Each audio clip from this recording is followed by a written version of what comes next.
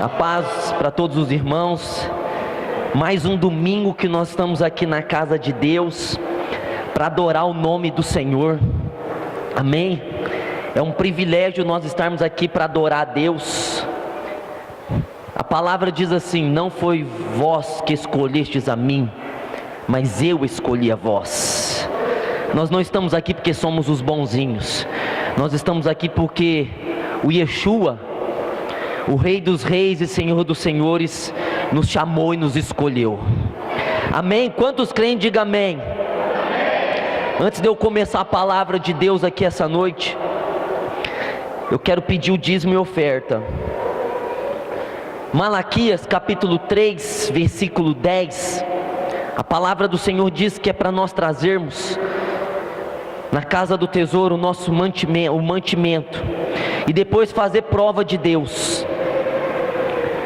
Aleluia. Você que tem dízimo para trazer, que você traga agora o seu dízimo, que você traga agora a sua oferta na casa de Deus, no altar de Deus. Existem muitas vozes antidizimistas, não é verdade? Muita gente que prega contra o dízimo, até crente, somente desviado, que desviou do caminho. O desviado, quando ele desvia do caminho, ele começa a falar mal da igreja, e ele começa a falar mal do dízimo, da oferta. Já é um desviado. Quem escuta um desviado só pode estar indo pelo caminho dos desviados. Vai pela palavra, a palavra não falha. Se você honrar Deus com as suas ofertas, com seus dízimos, a palavra não vai falhar com você. Amém? Se você ainda não é um dizimista, se você ainda não é ofertante, quero dizer para você que a Bíblia não vai mudar porque você não quer dizimar. A Bíblia vai continuar sendo a Bíblia, a palavra de Deus. E o mandamento vai continuar sendo o mandamento, ainda que você o desrespeite. O fato de nós desrespeitarmos o mandamento é que a consequência virá única e exclusivamente sobre nós, sobre nossa cabeça. Num tempo de crise como esse, num tempo de insegurança, nós devemos ter uma aliança com Deus. Abraão foi um homem que teve aliança com Deus no deserto do dízimo. Passou para o seu filho Jacó, passou para o seu filho Isaac, passou para Israel. E hoje Israel, duas coisas que Israel não cai mais em pecado: uma, idolatrar imagens, adorar a deuses. Israel aprendeu isso pelo cativeiro, de que nunca mais adorar outro Deus. Depois de Nabucodonosor, judeus nunca mais se prostrou diante de qualquer outro Deus. Eles adoram o único Deus. Não caíram mais na idolatria. E o segundo ponto que o povo de Deus não caiu mais depois dos cativeiros foi a respeito de lançar dízimos e ofertas na casa do Senhor. Estudando a história de Olímpia, os judeus vieram para Olímpia em 1910. Judeus. E os judeus chegaram aqui em Olímpia, estavam na cultura do café, no tempo do café. E os judeus começaram a prosperar aqui. E o judeu começou a ficar mais rico do que os ricos daqui da nossa cidade. E vocês sabem o que fizeram com os judeus aqui de Olímpia? Expulsaram os judeus de Olímpia, porque eles começaram a enriquecer, eles começaram a prosperar. Então, quando você ouvir falar de um espírito antissemita, vai estar falando de um espírito que é contra o judeu, porque o judeu ele tem essa marca: onde ele vai, ele prospera. Qualquer lugar que você vê um judeu, ele pode ir em Álvora. Se um judeu começar a morar em Álvora, ele muda a história de Álvora, porque o judeu tem essa aliança com Deus, de dizimar e ofertar. Eles não quebram essa aliança. O irmão aqui de Olímpia, que trabalhava no imobiliário, ele estava vendendo uma propriedade para um judeu. E o judeu disse assim: mas eu não posso fazer esse negócio porque sábado é dia de eu devolver o dízimo. E não vai ter como eu devolver o dízimo no sábado. Eu vou ter que esperar para o outro sábado para devolver o dízimo. Não, então eu não vou fazer esse negócio.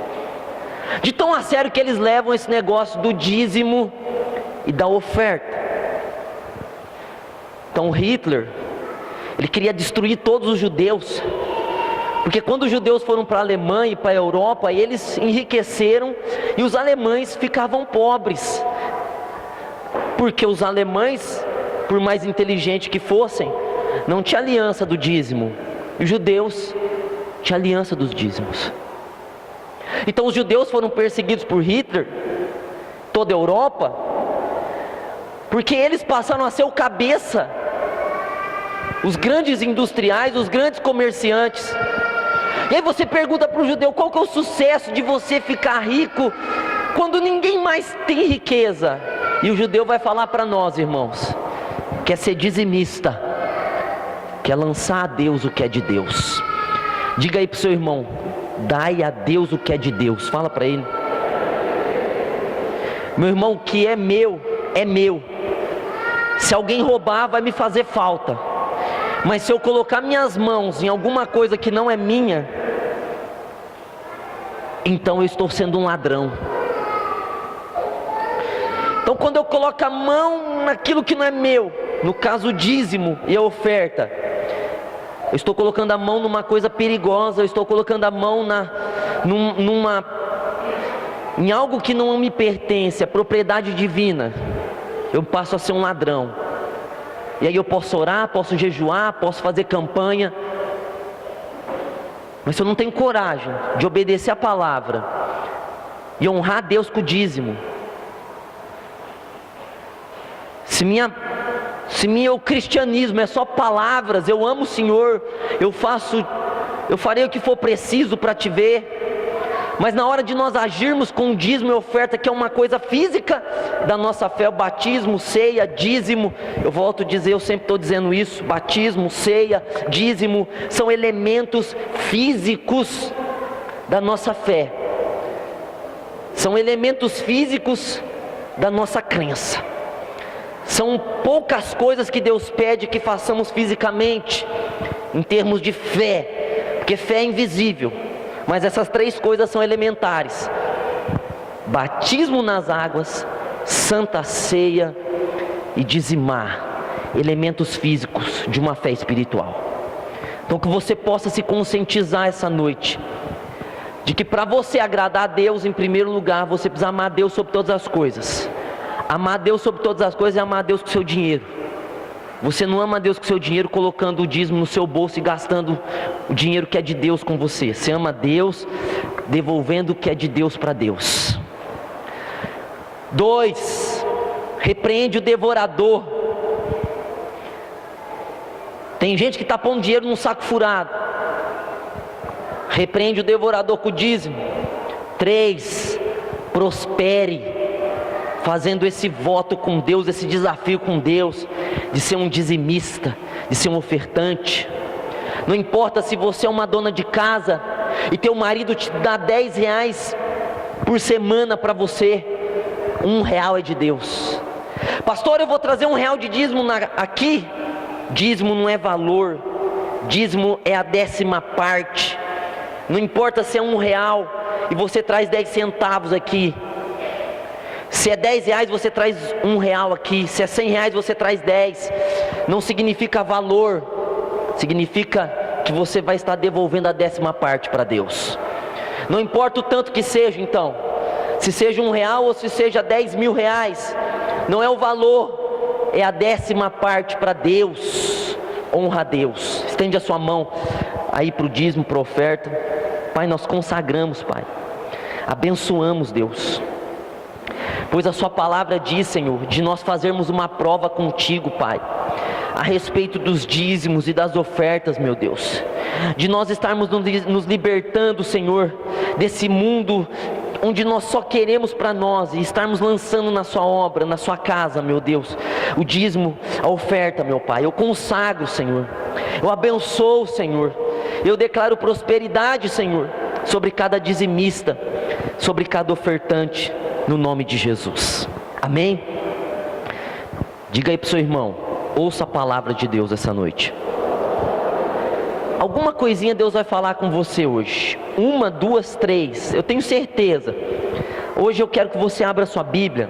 Nós vamos hoje pregar aqui, ó, a combinação perfeita.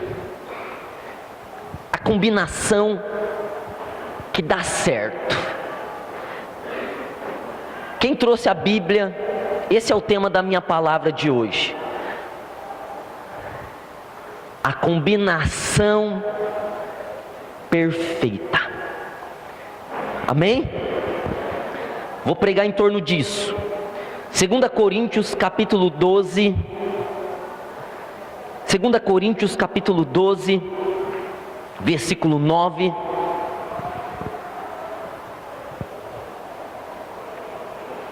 Quem trouxe a Bíblia, abra a Bíblia aí, 2 Coríntios capítulo 12, versículo 9 em diante.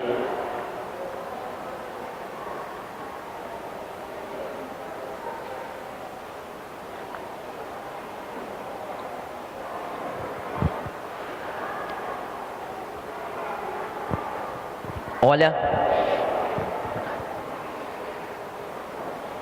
então hoje eu vou falar da combinação perfeita.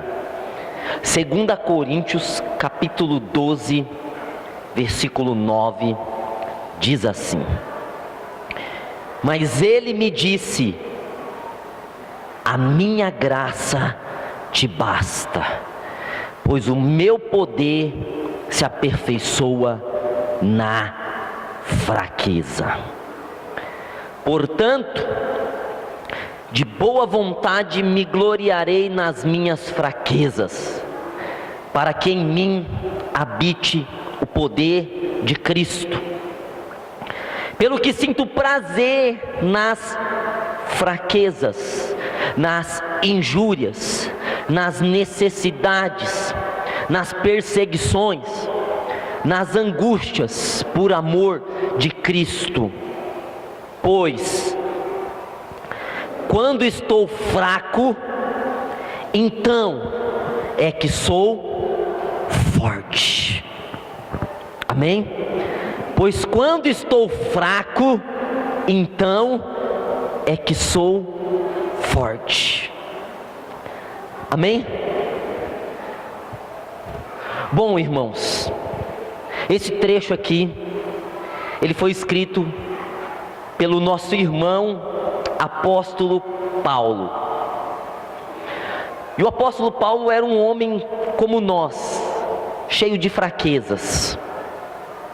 Quando nós lemos os feitos, os prodígios de Paulo, nós achamos que Paulo era um extraterrestre. Mas quando nós lemos a Bíblia a fundo e nós olhamos a Bíblia com um olhar investigativo, nós vamos constatar que o apóstolo Paulo era um homem tão fraco quanto nós. Era um homem tão fraco quanto nós em todos os sentidos que você possa imaginar. Paulo não era um homem alto, forte, bonito, elegante, robusto. Não. A tradição diz que Paulo era um homem pequenininho, um homem de pernas tortas, um homem calvo, um homem narizudo. Pelo menos uma coisa eu pareço com Paulo, pelo menos o nariz.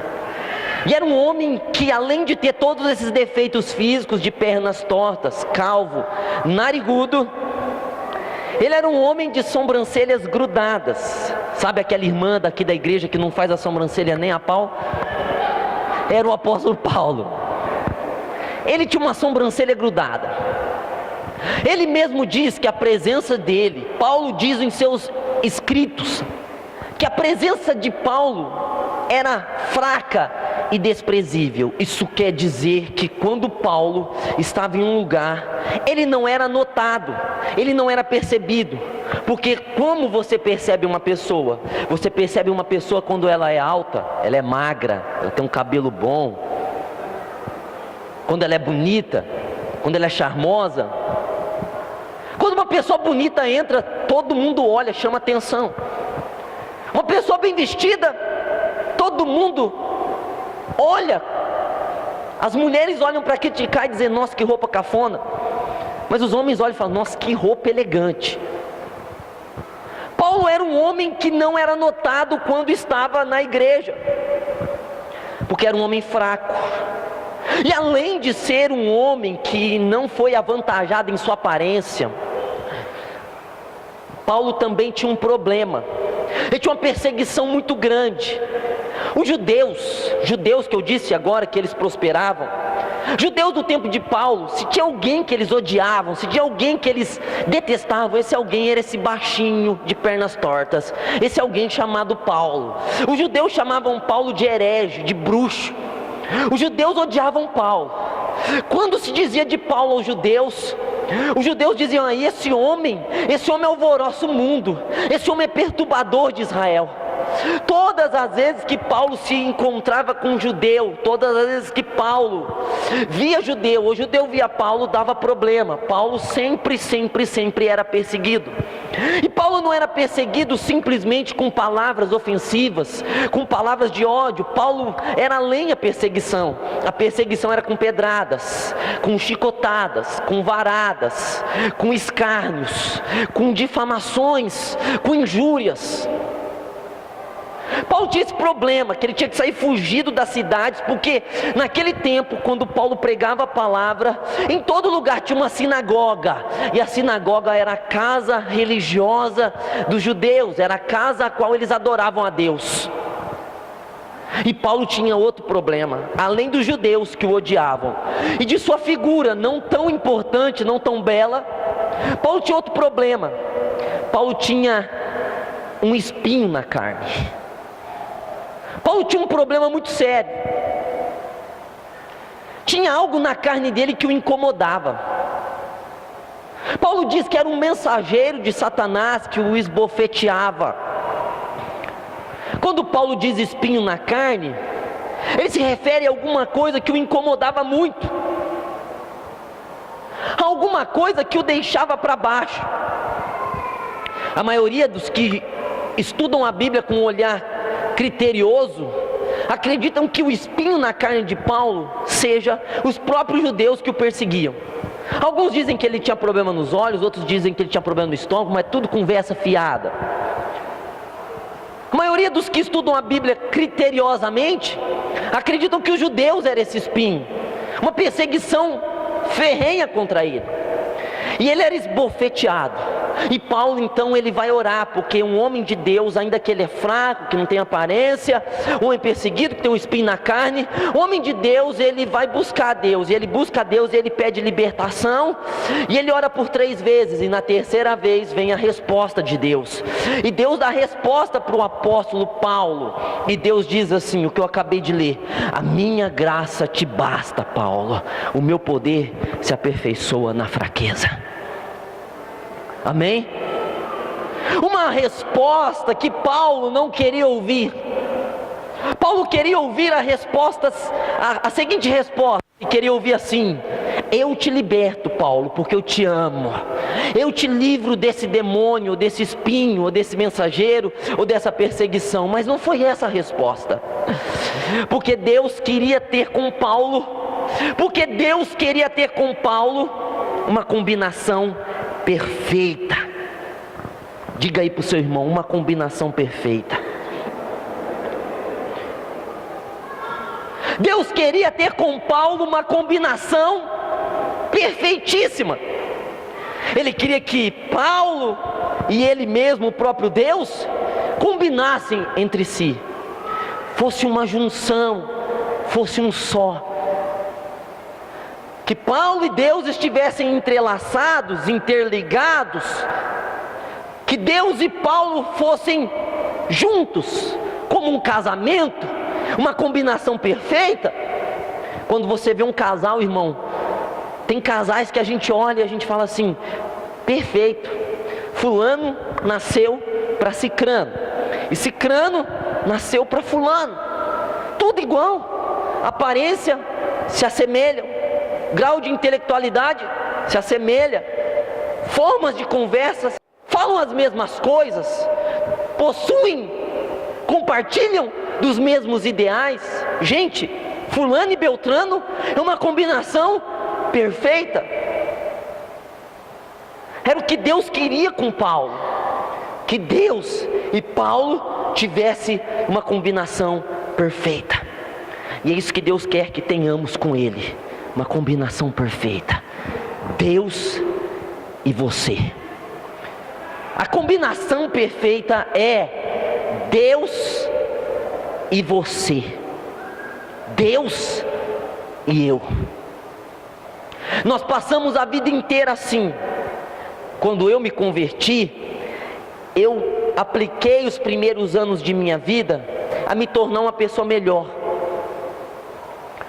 Eu queria ser melhor, eu queria ser forte, eu queria ser íntegro, eu queria ser bom, eu queria ser diferente. Então, nessa ânsia de querer a melhora, a gente se debate em lutar contra nós mesmos. Mas quando você se converte, você quer mudar. Eu quis mudar. Eu quis transformação. Quando alguém se converte, é notório que essa pessoa não quer ser mais a mesma. É evidente que uma pessoa que tem um encontro com Cristo, que vê a Cristo, não quer ser mais a mesma pessoa. Mas nós nos chocamos, nós lutamos conosco mesmo.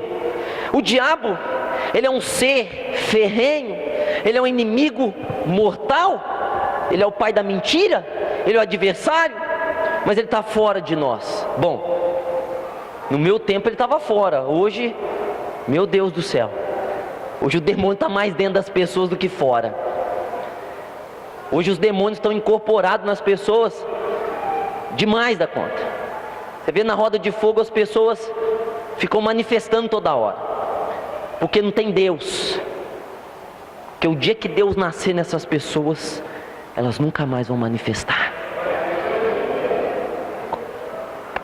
Como que um ser que tem um Espírito Santo vai entrar um espírito do diabo nele? Pastor, por que fica manifestando fulano 1000 vezes? Porque por 1000 vezes Deus quis entrar e por 1000 vezes Deus não entrou. Mas pastor, essa pessoa está manifestada de novo? Sim. Por quê, pastor? Porque ela não quer Deus. O dia que ela querer Deus, o capeta tem que ir embora. O capeta não pode ficar. Você não consegue ficar com a mão no fogo por mais de 1 segundo. Se você colocar a mão no seu fogão lá no fogo aceso e você contar até 10, você vai derreter sua mão. Um crente que tem fogo, o diabo pode tentar colocar a mão nele, mas tem fogo, vai queimar. Mas sabe, meus irmãos, o nosso maior inimigo não é o diabo, porque ele está fora de nós. Meu maior inimigo não é o diabo, ele está fora de mim. Pode pôr a mão em mim, Jesus Cristo, orar por mim, que eu não vou manifestar demônio, porque eu não tenho demônio.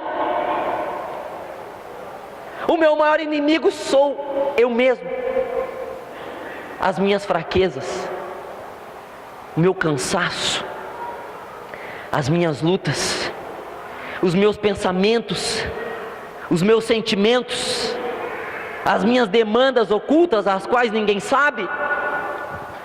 Suas maiores lutas advêm de você mesmo, procedem de você mesmo as suas maiores lutas. O seu maior inimigo não está fora de você. O seu maior inimigo é você mesmo às vezes. O seu maior inimigo não é a pessoa que quer te destruir no seu emprego. O seu maior inimigo não é a pessoa que falou mal de você. O seu maior inimigo é sua natureza, é você mesmo. Vencer os outros é fácil. vencer a si mesmo é impossível. Então nós começamos a querer ser fortes, transformar. Mas Deus quer uma combinação perfeita. Nós somos pecadores. Diga aí para o seu irmão: você é um pecador. Eu sou um pecador. Não adianta falar que eu não sou, porque sou. Você que está sentado aqui, não adianta você querer ter rosto de anjo, porque você não tem rosto de anjo. Não adianta você ter auréola, porque não tem auréola. Não adianta você ter vestes brancas, porque você não tem vestes brancas. Ninguém é perfeito.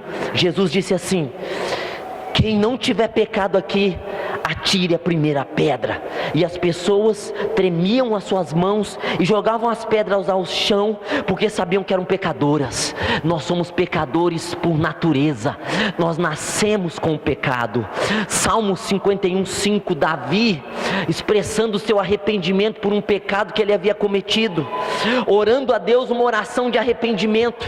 No Salmo 51, verso 5, Davi diz assim: em iniquidade eu fui formado, e em pecado me concebeu a minha mãe. Nós nascemos pecadores. 1 João capítulo 1, versículo 8, diz que se dissermos que não temos pecados, somos mentirosos e não vivemos a verdade. Nós somos pecadores, meus irmãos. Nós pecamos por pensamentos, nós pecamos por sentimentos, nós pecamos por atitudes, nós pecamos agindo, nós pecamos nos omitindo. Nós somos pecadores. Se nós nos movimentarmos, nós pecamos. Se nós ficarmos parados, nós pecamos. Não adianta. A nossa estrutura é de pecadores. Nós sentimos inveja das pessoas, sim, porque somos invejosos, porque na nossa carne reside a inveja. Nós somos pecadores, e ninguém de nós tem força, poder, autoridade, autonomia.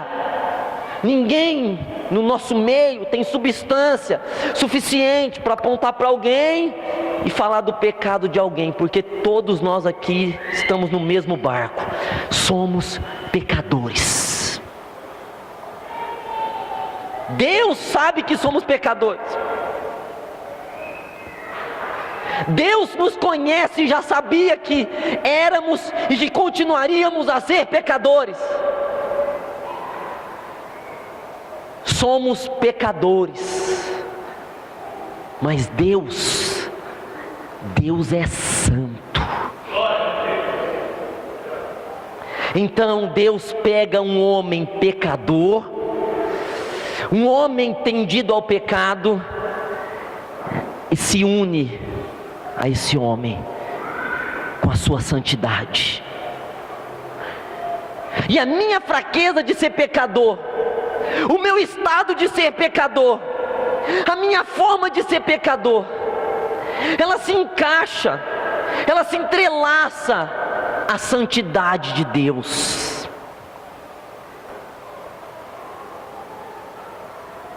Então, eu sendo pecador, Deus entra em mim com a sua santidade e me faz ser santo, porque Ele é santo. Ele é santo. Ah, pastor, eu sou pecador, mas o Deus está em você é santo. E a santidade desse Deus, o poder de ser santo desse Deus, vence o seu pecado. Você nunca vai deixar de ser pecador, e Deus nunca vai deixar de ser santo. Mas quando eu me uno a Deus sendo pecador, eu estou me unindo a alguém que é santo, então eu me torno santo nele. Não porque eu sou santo, mas porque Ele é santo em mim. Não porque eu sou bom, mas porque Ele se faz bom em mim. Não porque eu tenho qualidades, não porque eu sou o cara. Não, mas é porque Ele é o cara em mim, em você. Paulo se sentia fraco. Meu Deus, esse espinho, eu estou fraco, eu estou desanimado, eu estou começando a pecar, estou começando a errar por causa dessa minha fraqueza. E Deus disse assim: a minha graça te basta, o meu poder se aperfeiçoa na sua fraqueza. É por isso que eu estou em você, porque você é fraco. Se você fosse forte, eu não estaria em você. Deus é em nós. Amém? Diga aí para o seu irmão: você é santo em Deus. Deus pega alguém pecador e o lança e o entrelaça a sua santidade, e esse alguém que era pecador se torna santo, mas não porque faz boas obras, mas se torna santo porque se torna um com Deus. É uma combinação perfeita. O que você não tem, Ele tem. O que você não pode, Deus, Ele pode.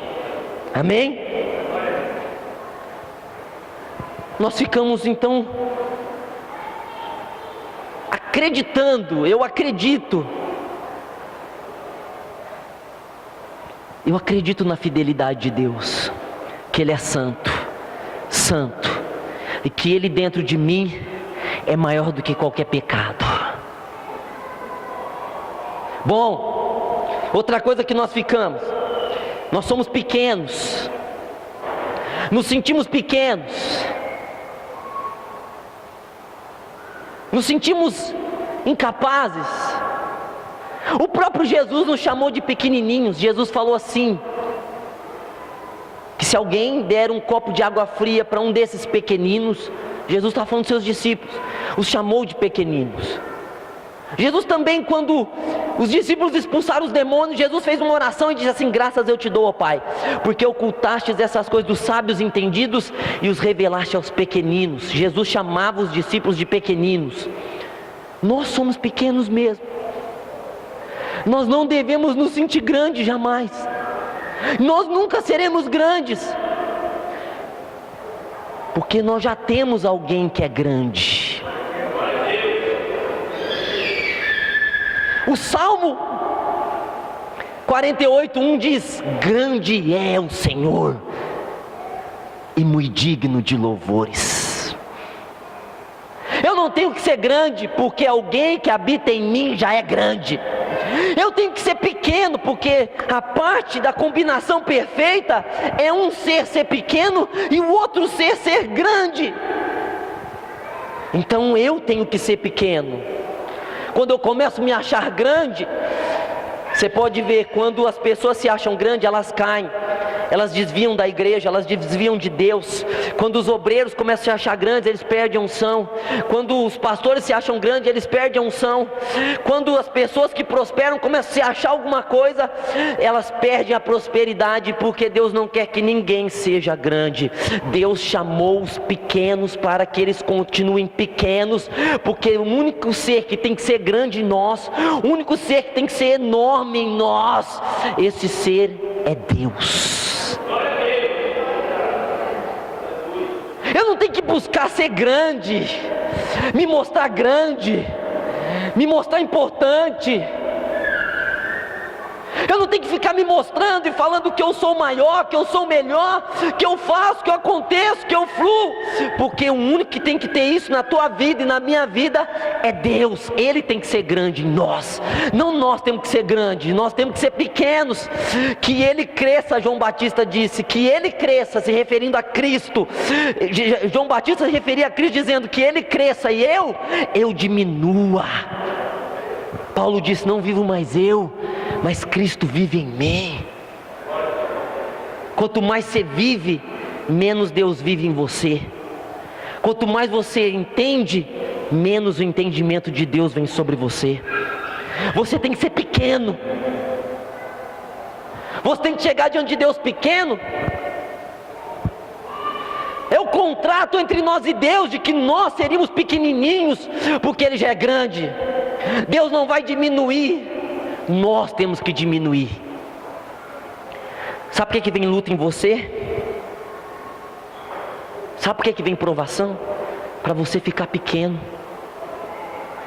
Paulo, gente, 3 viagens missionárias. Paulo, o cara caiu do terceiro andar, morreu, ele foi lá, ressuscitou o cara, aleluia. O aleijado mandou o aleijado andar, o aleijado andou, e foi pregando o evangelho. 2 anos ele tinha ganhado quase um continente para Deus. Ele começou a se achar grande. Puxa, olha o que eu sou o cara, tudo que eu faço dá certo. Por mais que as pessoas me perseguem, eu sou o melhor dos apóstolos, eu sou o melhor dos discípulos, eu sou melhor do que Pedro que andou com Cristo. Ah é? Você é melhor do que Pedro? Eu sou melhor do que Pedro. Eu sou melhor do que João que deitava no peito de Cristo. Eu sou o cara. Você é o cara? Espinho na sua carne. Você tem que ser pequeno, Paulo.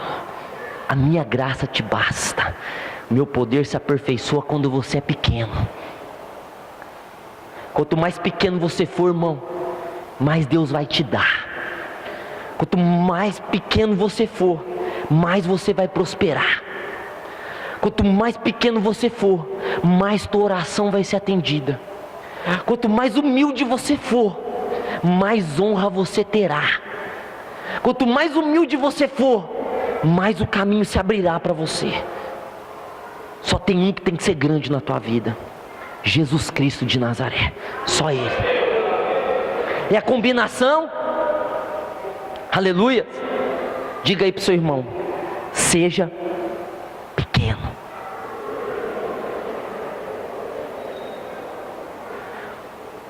Então eu não quero ser grande, Deus tem que ser grande em mim. A minha oração é para que Deus seja grande em mim.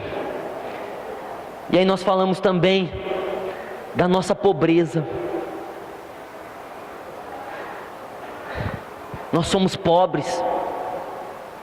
Eu sou pobre, sem recursos, sem muitos recursos. A maioria de nós aqui não temos um bom sobrenome, não viemos da família real, não temos sangue azul. Pai não deixou coisas grandes para nós administrarmos. Somos pobres. Os nossos dízimos aqui são dízimos de pessoas pobres. Somos uma igreja pobre. Fomos chamados pobres. Nascemos pobres. Mas a combinação perfeita é que existe um Deus que é dono do ouro e da prata. Ageu 2:8. Minha é a prata e meu é o ouro, assim diz o Senhor dos Exércitos. Você não pode depender da sua pobreza, porque você tem um Deus rico em você. Paulo era da tribo de Benjamim, era fariseu. No farisaísmo sobressaía aos outros fariseus, era circuncidado ao 8º dia, falava 3 línguas, era judeu por natureza, por sangue, porque era da tribo de Benjamim. E a região a qual Paulo morava, a Cilícia, era uma região que tinha amizade com Roma. Os moradores da Cilícia tinham direito a ser cidadãos romanos. Então Paulo era tanto judeu quanto romano, e ser romano naquele tempo era ter tudo.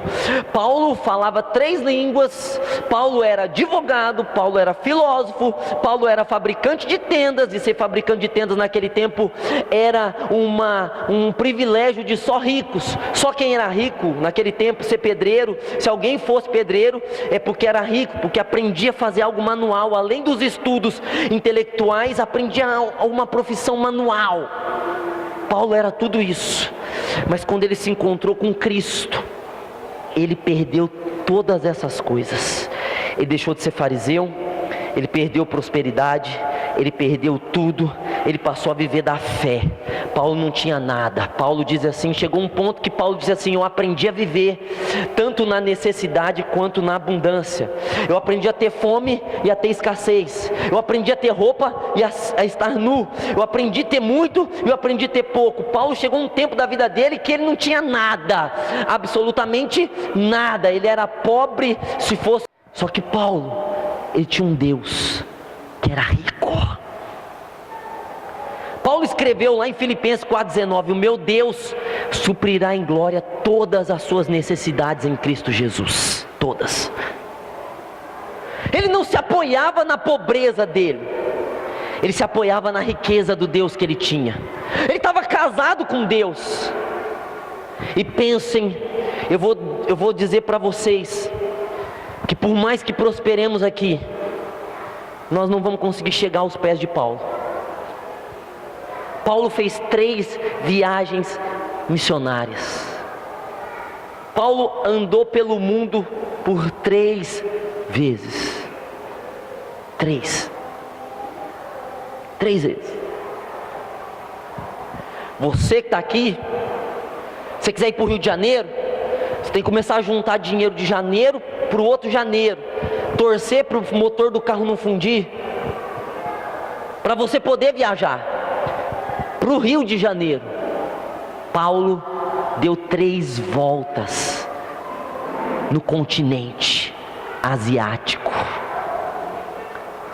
Ou seja, ele foi em lugares várias vezes. Se fosse contabilizar isso em finanças, em dinheiro, isso aí daria muito dinheiro. 13 cartas Paulo escreveu. É como se ele tivesse editado 13 livros.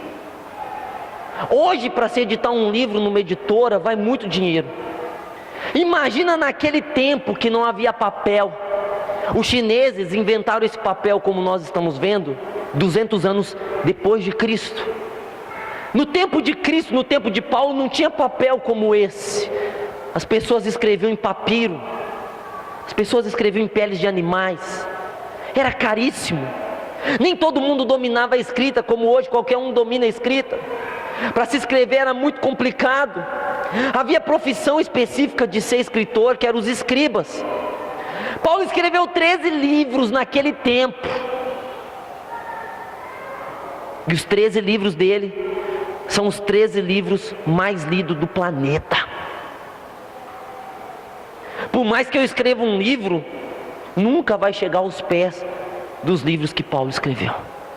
Por mais que eu invista em marketing, vamos pegar a propaganda, a publicidade, vamos pegar a propaganda on, a propaganda off, vamos lançar propaganda na televisão de um livro, vamos lançar propaganda nas redes sociais, em todos os lugares, nunca vai chegar aos pés da publicidade que tem as cartas de Paulo. E ele era pobre de maré de si, mas ele tinha um Deus que era dono do ouro e da prata. Aí que está, meu irmão, em quem você confia?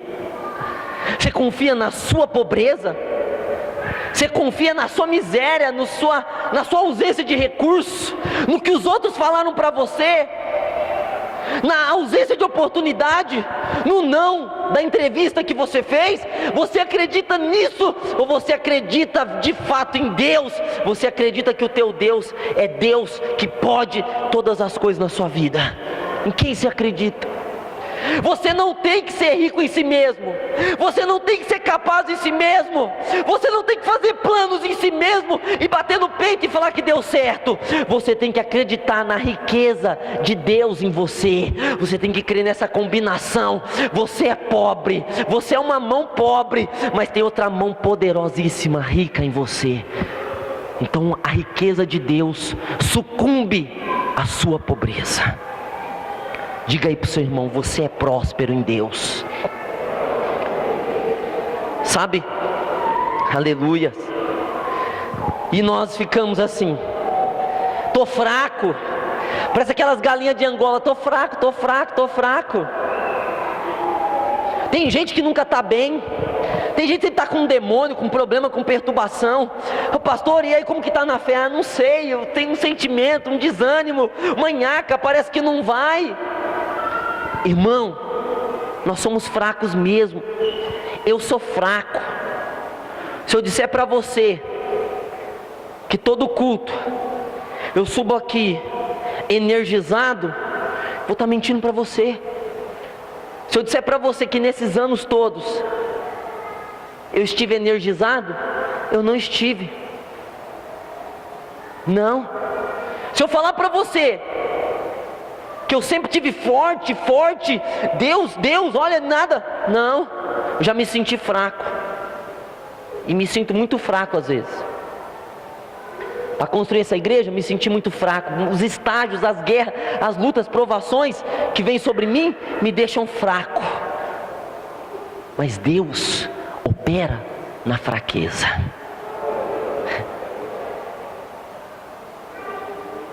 Eu pouco me importo, irmão, se eu chegar aqui com dor, se eu chego aqui sem dor.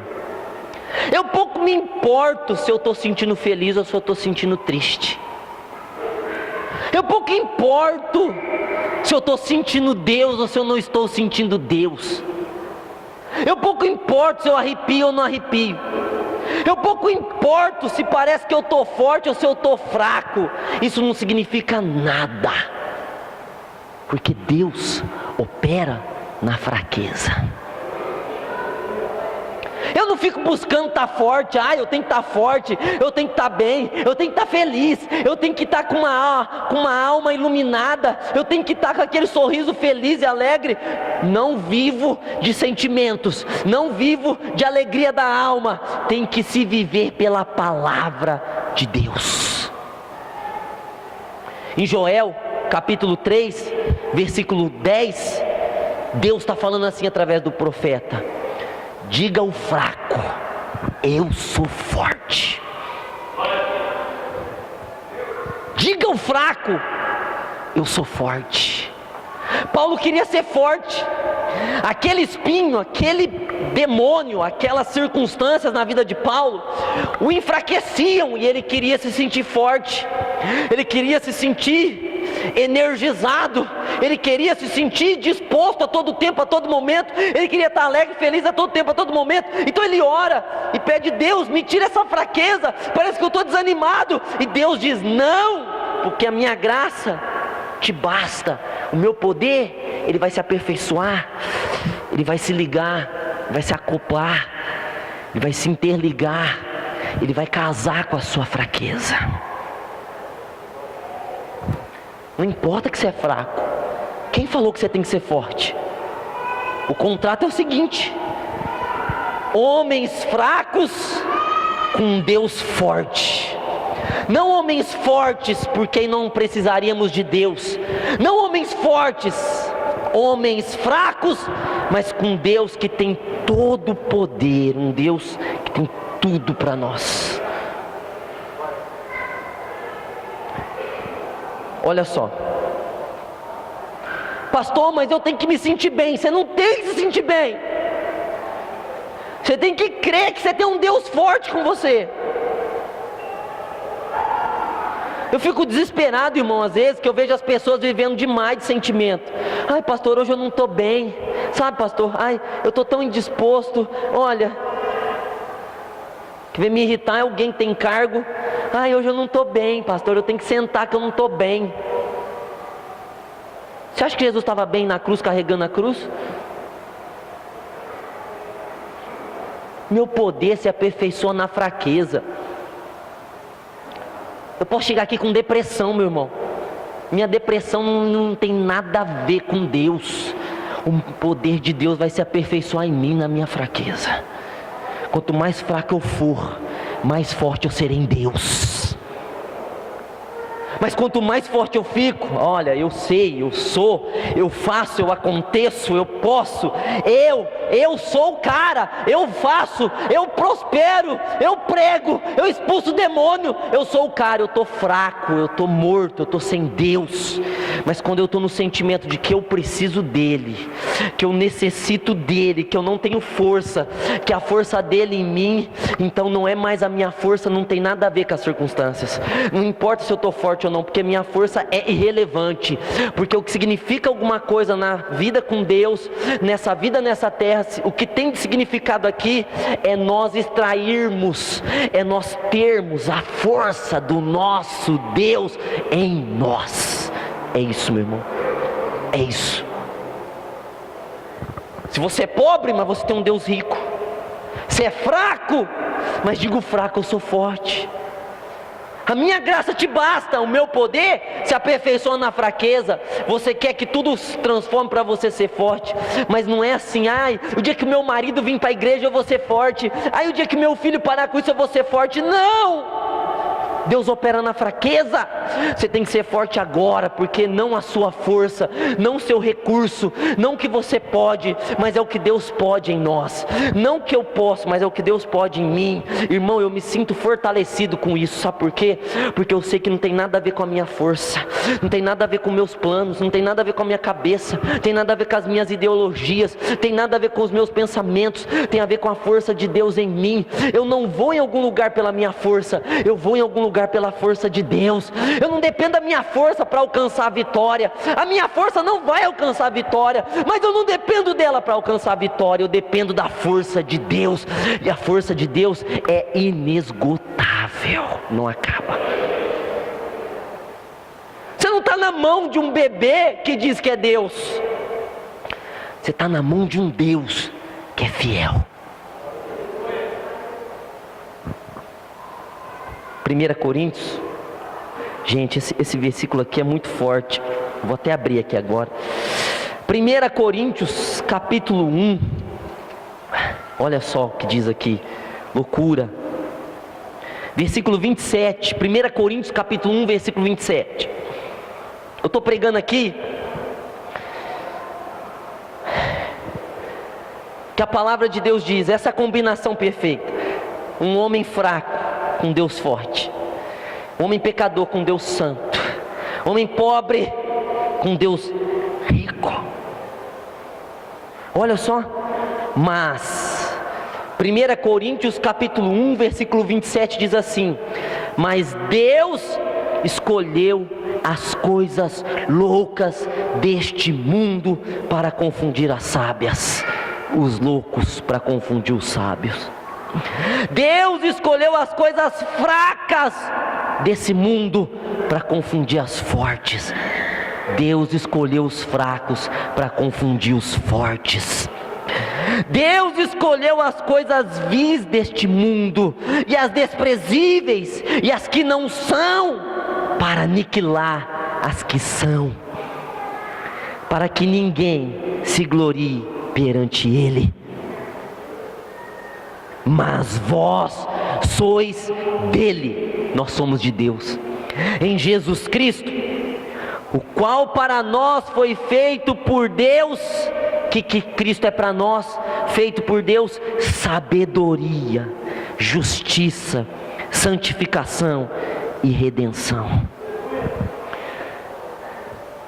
Não sou eu, é Cristo em mim, não é você, é Cristo em você. Colossenses 1:27, Cristo em nós, esperança da glória. Cristo em nós, esperança de coisas gloriosas. Efésios 1:3, bendito seja o Deus e Pai de nosso Senhor Jesus Cristo, o qual nos abençoou com todas as bênçãos espirituais nos lugares celestiais em Cristo